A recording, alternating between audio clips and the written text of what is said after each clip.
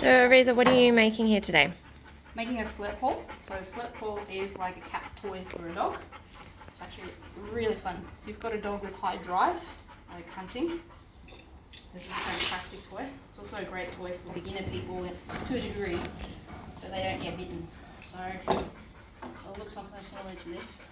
So I've got a pipe here, I use paracord and then a toy. So what I'm trying to do here is making sure that I've got enough of the paracord to go and weave through here.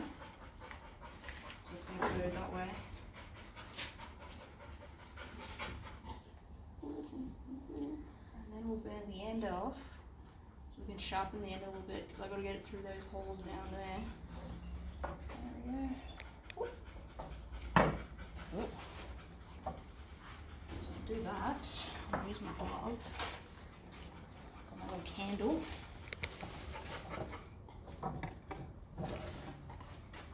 Real good there. So I'm just gonna burn that a bit because I've got to weave that. So it's on the inside. So I'm going to come from the inside to the outside, weave it through. I'll show you in a second. Make sure it's got a nice sharp end. So it's coming from the inside, so I'm going to loop it through the first, let's say this hole, then outside back in, through the opposite end, out back in, and that one's going to come through here. I'm going to do a bow knot, which means when the dog pulls on the other end, it's always going to pull this knot tight. So that way I have no risk of it slipping, and that's so the dog can pull as hard as they want here.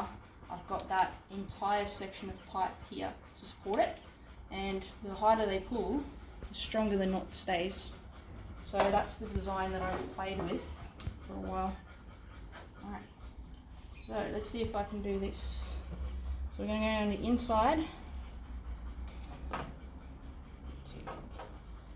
coming through that. So this is the same rope that just came through there. Of course I'm grabbing the... This is when you need nails. Just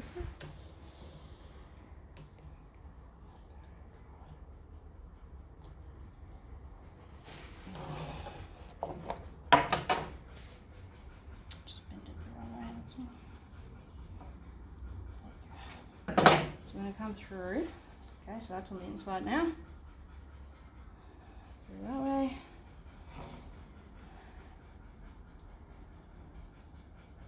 Through to the other side. Okay, back in. This is a nice little stable setup. Bring it out.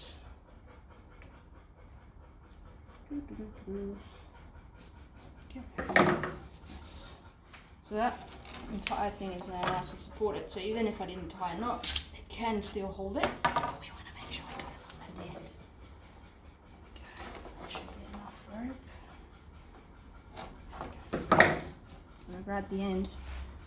I'm going to do a little bow knot here. So it comes around and around and right back through itself. There we go. So it looks like that. So now that's nice and tight. And I can actually hide that on the inside. So that's nice and clean. So even if a dog was to bite this side, there's no screws or anything that can hurt you or the dog. And then we just need the other end. So we need the other end to be some sort of plushy toy kind of thing. So I've got a couple of toys. So this one's like really dead because someone dissected it. So I'm just going to use that for now. Mr. Derek. He's helping. He's, yeah, really, you think he's helping. He's supervising. He's supervising. That sounds better. Supervisors are always in the way, aren't they? I'm just joking. Got to be very careful what I say. So I must want to make sure we're sealing these off. Alright, Miss D. Let's use... Doesn't really matter how you tie it on, to be honest. I always use a bow knot again. So over.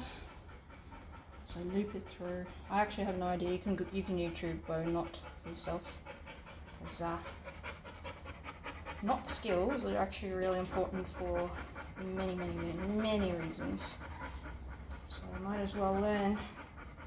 I think anyone who does dog training should learn how to do a couple of different knots. So again, the more the dog pulls on it, the tighter that knot stays.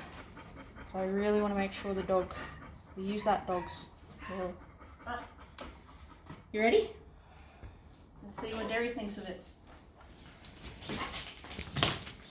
Ah!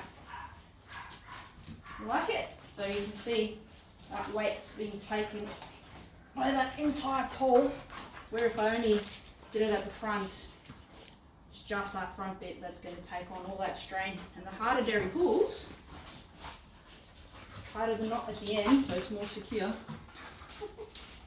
Hey, you silly buddy. Oh, that's a Flirt-pole for you. And there's some other videos in there that you can watch to see how to play.